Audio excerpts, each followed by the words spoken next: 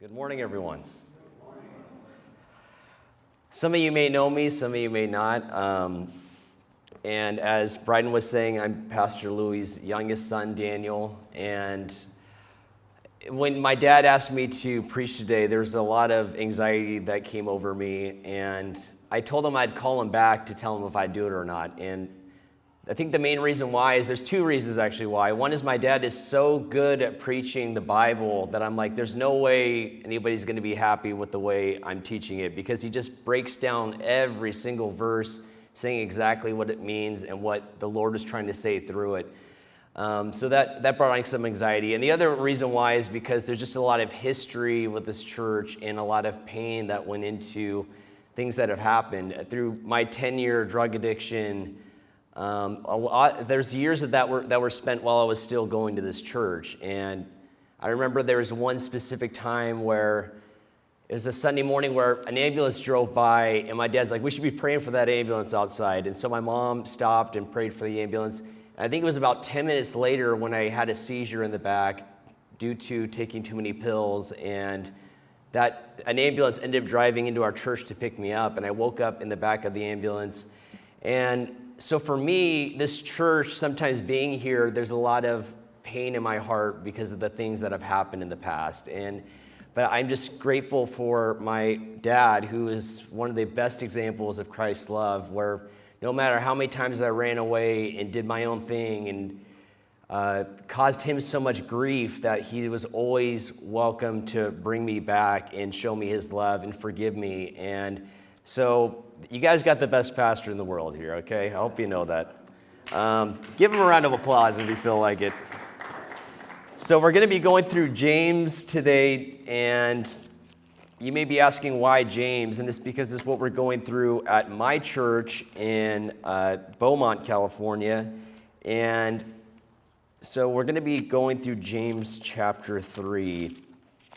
And I actually did the sermon last week, and that's how this happened. I called my dad to ask him for some advice on some of the verses that is going through, and he said, hey, why don't you preach in my church this upcoming Sunday, because he was going to be out of town. And so that's what brought us to James. I asked him if he wanted me to preach on John to keep it congruent, but he said he just wanted me to teach on what I was already learning. So and you know what's here? I got to tell you guys something very interesting that happened. So do you guys remember, I think it was 3 weeks ago, there's a choir outing with Teen Challenge that happened here?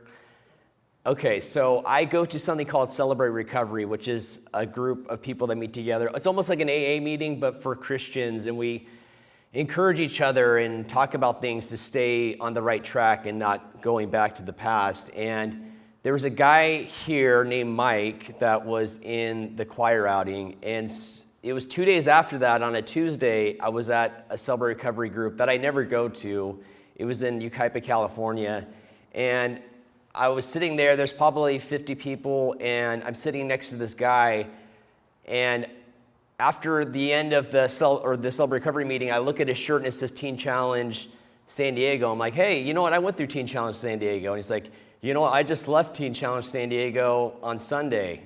And I was like, really? That's interesting. It's like Sunday was the day that the choir outing was at my dad's church. And he's like, is your dad's name Pastor Louie? And I was like, he is Pastor Louie. And then I was like, let me show you something more crazy.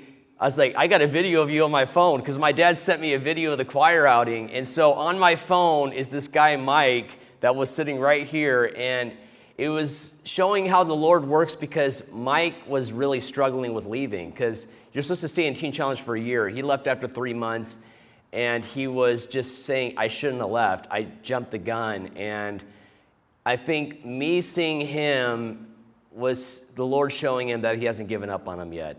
And even though we may make mistakes, the Lord will still work with the mistakes we made if we just stay on the right track. So anyways, I just wanted to share that story. It doesn't have anything to do with James, but that was just something interesting that happened. So before we go through James, I just want to break down a couple things about the book of James. So we know James wrote the book of James, but which James? Because there's 4 Jameses in the Bible. There's James, the son of Zebedee. He was in the inner circle of the disciples, but we know that he didn't write this because he died in Acts 12 by Herod and wouldn't have had time to write this book. There's James, the son of Alphaeus. He was one of the 12 disciples, but he's called James the Less. Not because he was lesser of a man, but just because we know less about that James. And then there's James, the father of Judas, not Iscariot. You always got to clarify that. And then there's this James, which is the blood brother of Jesus, son of Mary and Joseph. And Jesus had many brothers and sisters, and not all of them believed in Jesus. In fact, James didn't even believe in Jesus until he saw that Jesus was resurrected. So his own brother didn't believe in him until he died on the cross and he saw him walking. We actually know that by 1 Corinthians 15, 4 through 7. I don't know if that verse is going to be pulled up, but it says that he was buried, that he was raised on the third day in accordance with the scriptures, and that he appeared to Cephas, then to the 12. Then he appeared to more than 500 brothers at the same time, most of whom still alive, though some have fallen asleep. Then he appeared to James, then to the apostles. So this is the James that wrote that letter. So his own brother wrote this, and they used to call James the Just. And the reason why is because once he saw Jesus and knew that his brother was the Messiah that was sent, his whole life was spent devoted to Christ. He was always on his knees praying. They used to call him Old Camel Knees because he was always on his knees praying, and they became hardened. So that's a good nickname for someone, Bryden is Old Camel Knees, or I don't know if that applies, but all right. But there was a controversy in James to keep it in the Bible, and the reason why is because James, people thought it was too much about the works, and Martin Luther was actually one of the Protestants that was saying we maybe shouldn't keep James in the Bible because of verses like this. James 2:26 says, "For as the body without the spirit is dead, so faith without works is dead also." We know that we're not saved by our works, but it's very clear that you will have works if you have faith. Same thing if you're married and you're saying you love your wife or your husband and you're sitting on the couch all day and not devoting anything to your family. Clearly you don't have a love for your family. If you have the ability to show that through your actions, then that will be the thing that shows you have the faith.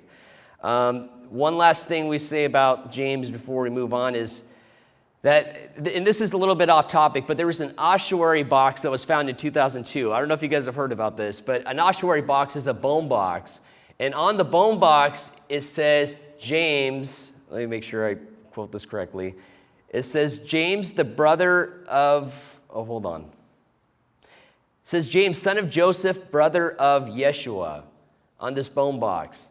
So we know it's from that time period, and we also know it's from that region based off of them being able to do some tests on the material. So it's just interesting that the guy that wrote this letter, we may have his bone box somewhere lying around right now. So James 1:1, just to start this off, it says, hold on, let's turn to James 1:1 first.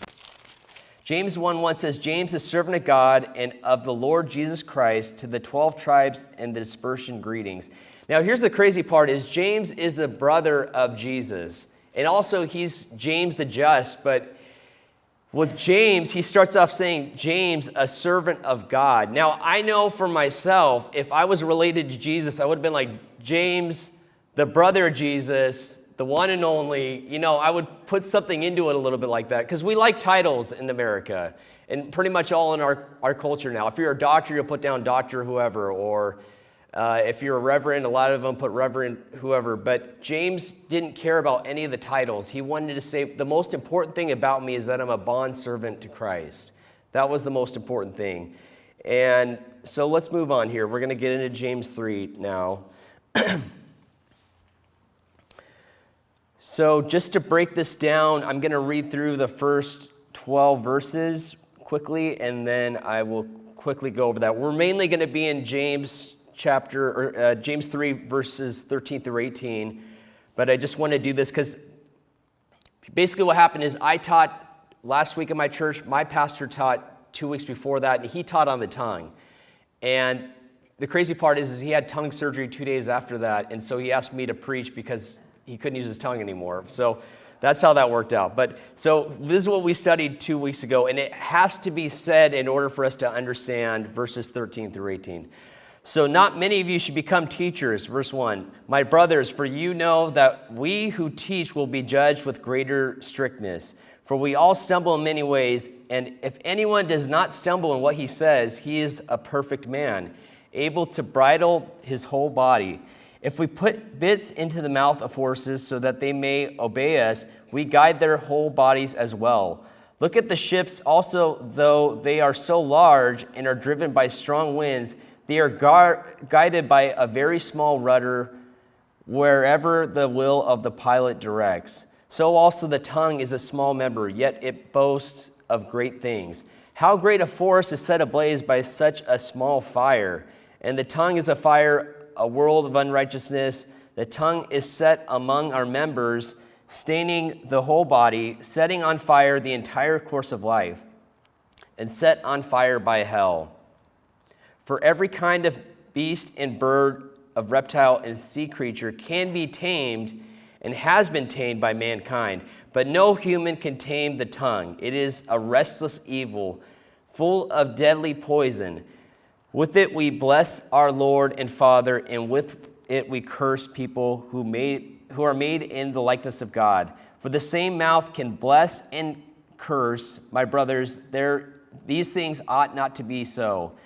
Does the spring pour forth from the same opening both fresh and salt water? Can a fig tree, my brothers, bear olives, or grapevine produce figs? Neither can a salt pond yield fresh water. Speaking of water, take a sip of that. So here, when I'm reading this, the Lord was showing this to me as I was studying through these verses, that you can see that there's a pattern starting from verse 3 where he's talking about this horse that the bridle inside of the horse's mouth, the bit, is the thing that's controlling this huge animal. Now, it starts off small. So basically, if you have the bit inside the horse's mouth, you can direct that horse wherever you want him to go, even off a cliff if the horse is willing. And that one small piece can control this huge animal and this one person. But that's the way it is. With ourselves, our tongue, we can destroy our entire lives based off of the things that we say. But when we're moving into the rest of the verses here, it talks about the ship. Look at the ships. Also, they are so large and driven by strong winds, they are guided by a small rudder wherever the will of the pilot directs. So it went from a personal destruction to now a whole ship of people. So basically, we know the story of the Titanic, how the guy that was steering it could have avoided the whole collapse of the ship if he just turned the ship out of the way and not hit the iceberg. And so basically, it went from a personal destruction to now a group destruction. Everybody that's on that ship can be destroyed by the way the guy's steering the rudder. And the more responsibility that the Lord gives you, the more people you can bring down with you when something goes wrong. I'm sure we've seen it before where there's these great churches where just one pastor has said something stupid or done something that he shouldn't have done, and the whole church ends up falling apart because of it. So the reason why that's important is because God is always trying to give you more responsibility and give you more wisdom, and with those comes the responsibility of not hurting the people around you. So, but here's the third example, which it gets even bigger, is verses 5 and 6. So also the tongue is a small member, yet it boasts of great things. How great a forest is set ablaze by such a small fire. And the tongue is a fire, a world of unrighteousness. The tongue is set among our members, staining the whole body, setting on fire the entire course of life. Now, I don't know if you guys heard about the fire that happened with the gender reveal party. This was back in 2020. You guys remember that? Someone was having a baby girl, and they shot off a flare, and it burned down almost the entire countryside over there. And that was actually 3 miles away from where I live right now. And I remember in 2020 seeing this fire just continue to grow. And it was based off of somebody that was just trying to have a great time, show everyone that they're having a baby girl. But that's the way it is with the tongue, is it can destroy anything no matter what we think it can be. Your whole life can be destroyed. Your entire family can be destroyed. And this one is talking about the fire, how if you are the leader of the country, that's why this election is so important, that person that's voted in can be someone that destroys this entire country based off of what they do. And that's why the more responsibility that the Lord is going to give you, the more destruction you can do. So let's move on now to verses 13. Now, just a little example. That one from the tongue example, and as we can see, the tongue is so important when it comes to wisdom. It says in Proverbs that even a fool can look wise if he keeps his mouth shut. So your tongue can show people how foolish you are or how wise you are, but the person that is the wisest will never try to glorify themselves. And so now we're getting wisdom 13 through 18, and I saw some examples that was done, I think 2 years ago. They asked 100 children to give their best word of wisdom, ages, I think, 4 through 12. And here's 3 of the examples that I saw in there. Gilbert, age 7, said, if you put duct tape on a chicken and it doesn't stick, use chicken tape. This one's my favorite coming up. Amanda, age 5, said, don't let your mom brush your hair when she's mad at your dad. Thomas, age 9, said, if you just wear dirty clothes, you won't have to worry about getting them dirty. I live by that, actually.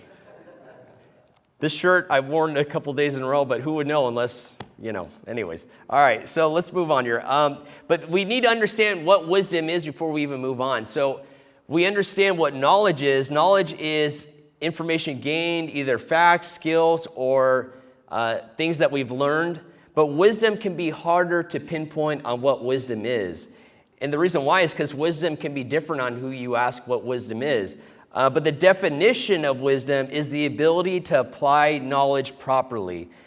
But the only problem with that, like I said, is who is the one that's saying the knowledge was applied properly? I remember when I was 16, I kept on buying the same Walkman from Walmart, and Walmart used to have this thing where you can return anything without a receipt and they would give you a new one.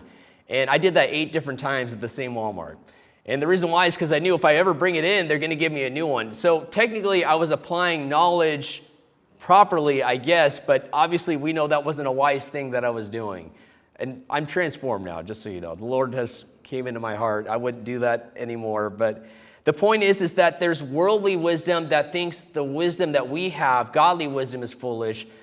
We think, as Christians, we know that the wisdom of the world is foolish. So trying to understand what wisdom is, we have to break it down into 4 different pieces here. So verse 13, it says, who is wise and understanding among you? By his good conduct, let him show his works in the meekness of wisdom. How many of you guys consider yourself wise? One man, I like it.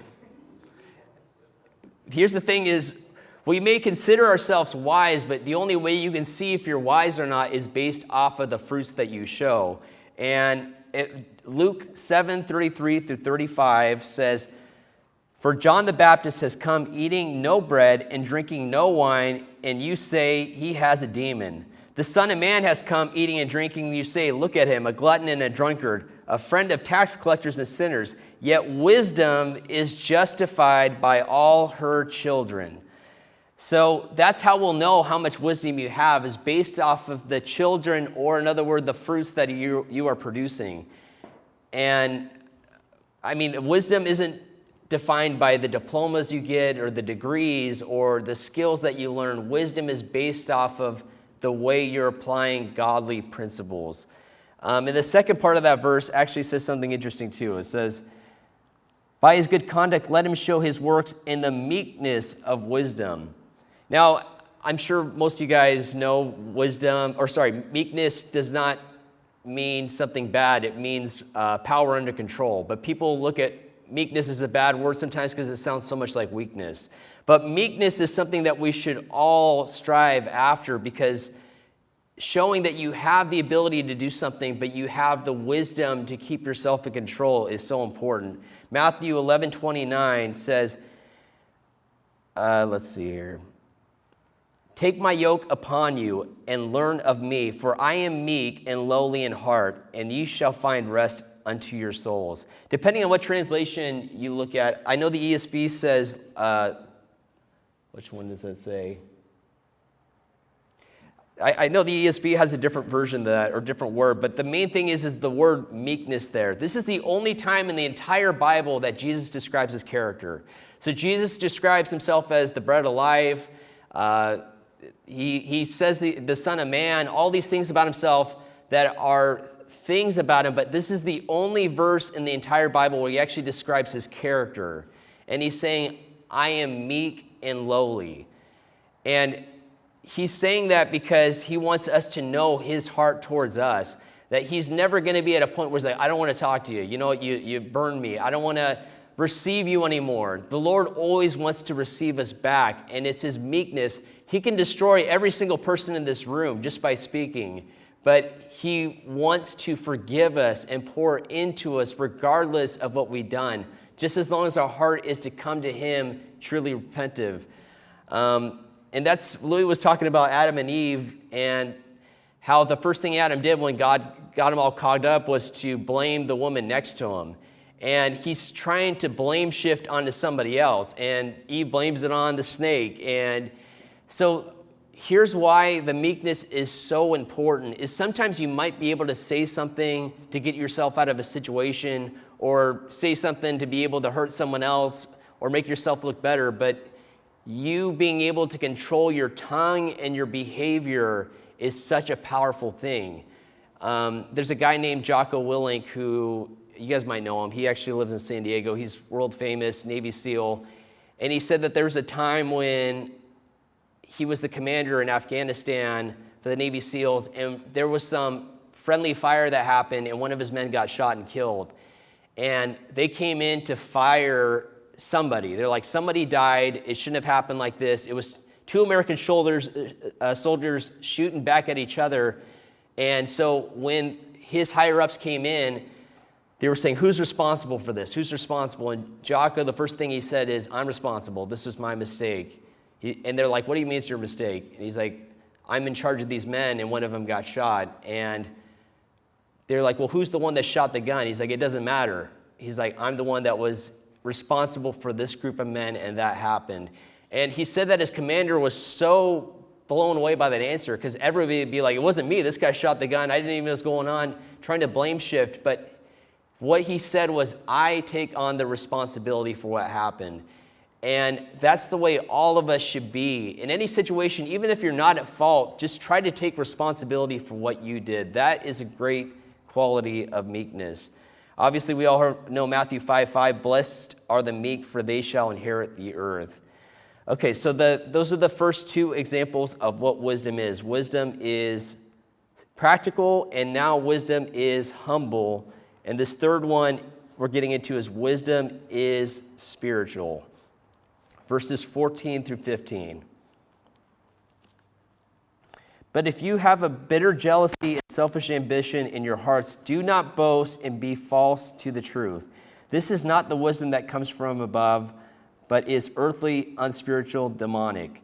So this is the first time we see a good contrast between the worldly wisdom and godly wisdom, is seeing how in verse 14, it says that it is this bitter jealousy. And that word bitter breaks down to an example of undrinkable water. So in the Greek, that's meaning an undrinkable water when it says bitter. And so when you mix the undrinkable water with jealousy, we're seeing something, an emotion that happens inside of you that is not only painful for other people or harmful, but it's also harmful for yourself. I'm sure all of us maybe have had a feeling of jealousy or anger or bitterness that has led to us wasting so much time and energy thinking about something. And that's why, that's the wisdom of the world, to be like, you know what, someone hurt you and you need to get back at them. You need to make sure that they're taken care of, and that there needs to be some justice for this situation. But godly wisdom is way different than that. It's saying that if someone hurt you, not only do you forgive them, but you bless them instead. And that doesn't make sense to the world. Why would you bless someone that hurts you? But when you look at the wisdom of the world, it's that bitter jealousy, that undrinkable, poisonous jealousy, that the more you buy into it, the more pain you're going to have in your heart. And we see the wisdom of the world in almost every institution now. The wisdom of the world is that man is supreme, individual choice is supreme, God is irrelevant to you. Worldly wisdom is dominated by self. So self-centeredness, self-interest, self-pity, everything is centered around self. But the wisdom of the Lord is different. But we see the worldly wisdom destroy every institution. So like this philosophical world, the educational world, the political world, the economic world, everything is destroyed by this manly wisdom where everybody's looking out for only themselves and not other people. And you know what's interesting is, I'm sure you guys know Richard Dawkins. It was recently where Richard Dawkins came out, and he's probably the most famous atheist out there. There's a couple of them, Richard Dawkins, Sam Harris, that are really into just trying to prove the point that there's no God. But he came out recently and said that the way our society is now, it would be much better if we were all cultural Christians. So basically what Richard Dawkins is saying is that I want to live as if there's no God, but still find a way to get the fruits of acting like I still believe in God. And I've heard other people say that too. Even Jordan Peterson said at one point, he was like, I want to live my life believing there is a God, or acting as if he exists, even though he might not believe he does. And why would someone say that? Because the world can see the fruits that we bear when we're following the Lord. Everybody wants joy, everybody wants peace, everybody wants patience, all these fruits that come from pouring into the Lord and letting him pour into you. So verse 16, let's read this verse. Matthew 7:16 and 17 says, you will recognize them by their fruits. Are grapes gathered from thorn bushes or figs from thistles? So every healthy tree bears good fruit, but the diseased tree bears bad fruit. So if you are living for the Lord, the test to see if you have wisdom, this is the fact check, is look at your fruits in your life right now. That doesn't mean anything about the amount of money you're making or the amount of respect you're getting or anything. It matters on, are people able to see the joy of the Lord in you? Are people able to see that you have patience inside of you that goes beyond the worldly understanding? Can people see that you are able to stay calm even when you should be upset? Are those the fruits people are seeing in your life right now? And breaking down verse 16 of James 3:16, it says, for where jealousy and selfish ambition exist, there will be disorder in every vile practice. So I think it's interesting that people will want to get the benefits of following the Lord, like going to heaven without actually having to follow the Lord. And I've heard people say things before too, I'm sure we all have, like, you know what, I love the Lord, I want to follow him, but I just don't like all the feelings of the guilt, and I just want to live a happy life. Can the Lord just let me live a happy life? Have you guys ever heard someone say that?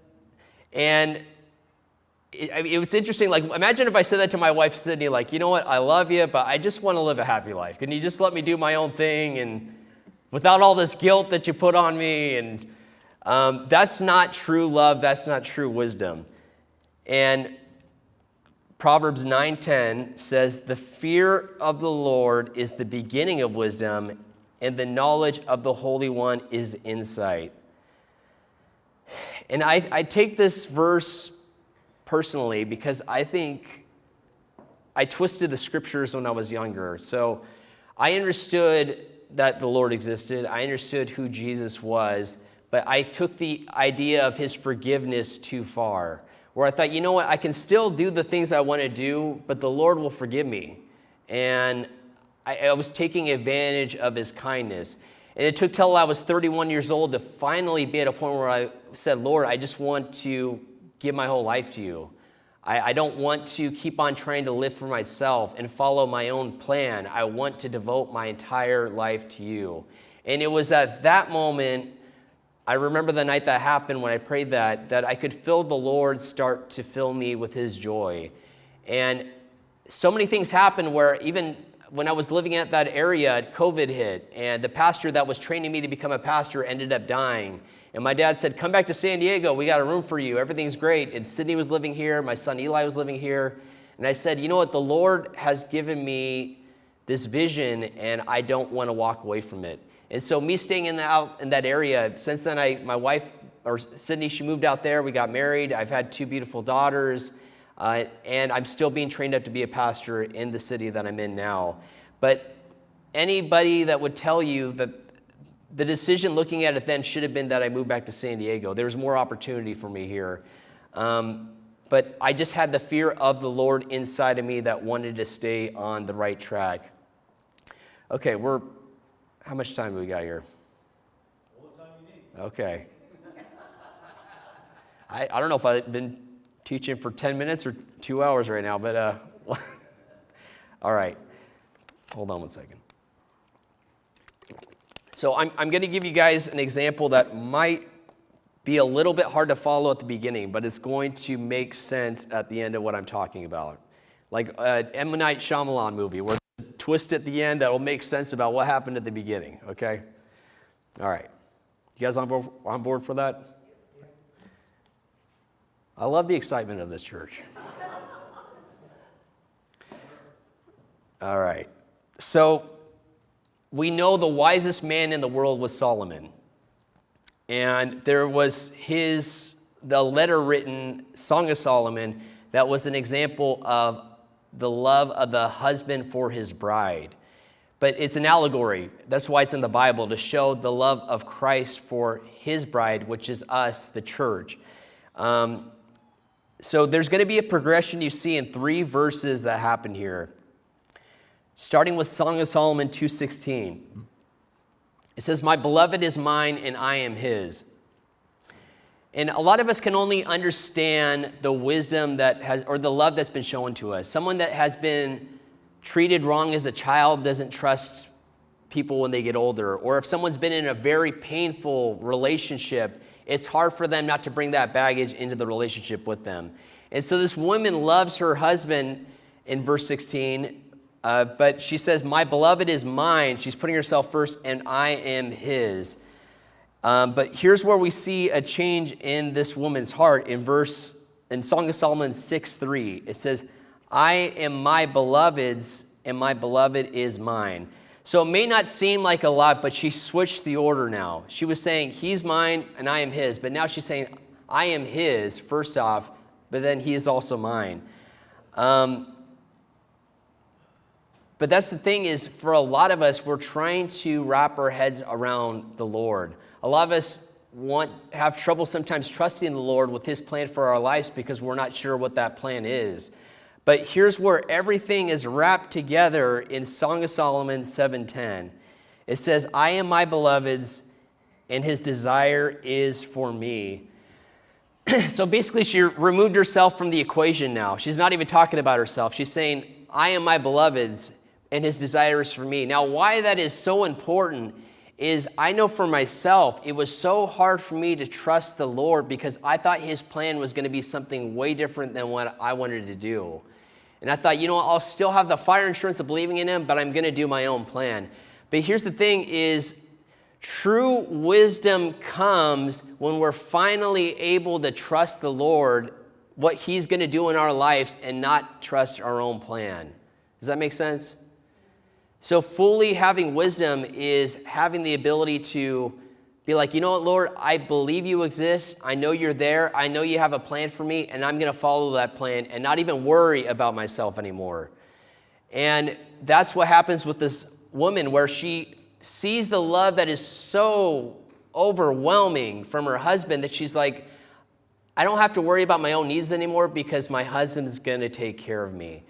And I think it's different in some marriages where I know for myself in my first marriage, I was very selfish in that marriage, and there was a lot of selfishness on both sides, but it was almost like there was a constant scoreboard of like, you know what, I did the dishes, so now you need to do it tomorrow, and I've been vacuuming the floor, why don't you do that for a change? It was almost this like kind of trying to make sure that everything was 50-50 even on the amount of work. And there's no marriage in the world that can be successful with that. If you're keeping a scoreboard, trying to figure out who's done the most.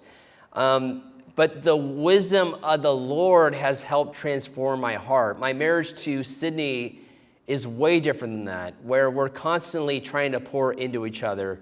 I would say that it would be a lie to say that there hasn't been a scoreboard on certain days, and I always try to apologize for that. But my heart is just to love her so much where it's impossible for her to catch up to the amount of love that I'm showing. And that's the way it should be, loving your wife so much where you're like, you know, they're never going to beat me at this love thing because I have been just pouring into them so much. But that's the way it is with the Lord, where we finally are at a point where we want to trust His plan, but we're not sure what the plan is. But that's why this is so important, is the beginning of wisdom is fearing the Lord and trusting Him and His plan in your life. 2 Corinthians 5:14-15 says, "For Christ's love compels us, because we are convinced that one died for all, and therefore all died. And He died for all, that those who live should no longer live for themselves, but for Him who died for them and was raised again." So the part I love is it says Christ's love compels us. The more we understand Christ's love, the more we're compelled by that. And that's how you'll know someone is a true believer in the Lord, is by the love that they're able to show someone else. Okay, so I'm just going to go through a couple of things here and we'll be able to wrap this up.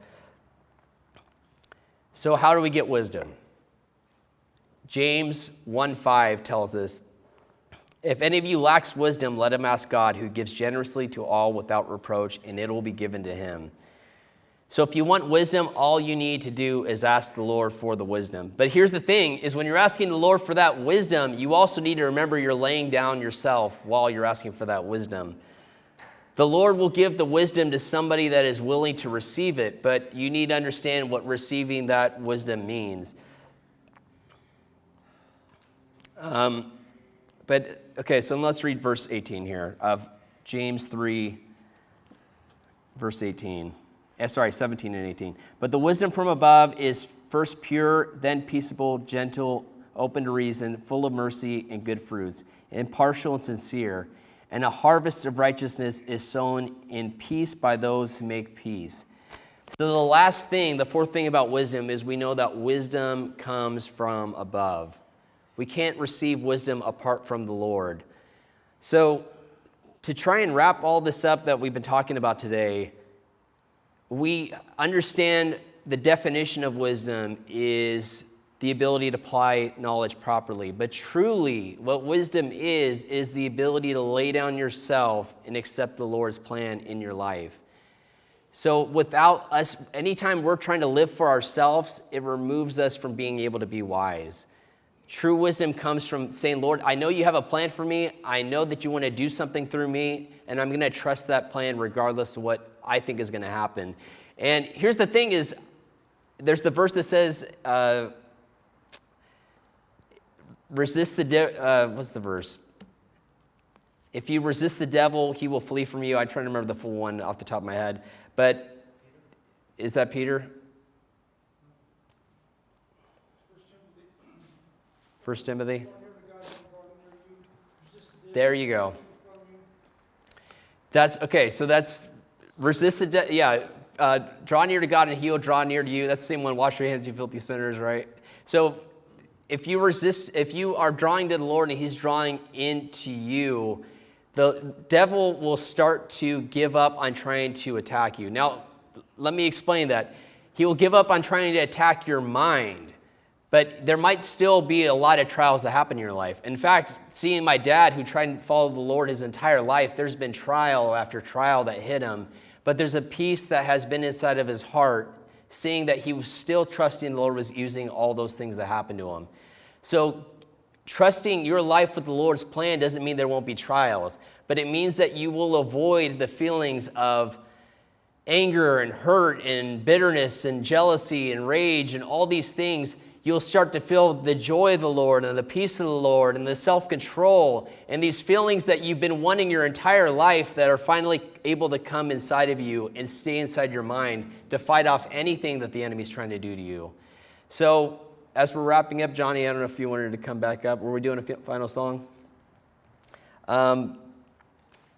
But just today, the biggest thing is one day at a time, accepting wisdom is laying down your life for the Lord and accepting Him. That's our godly definition of wisdom.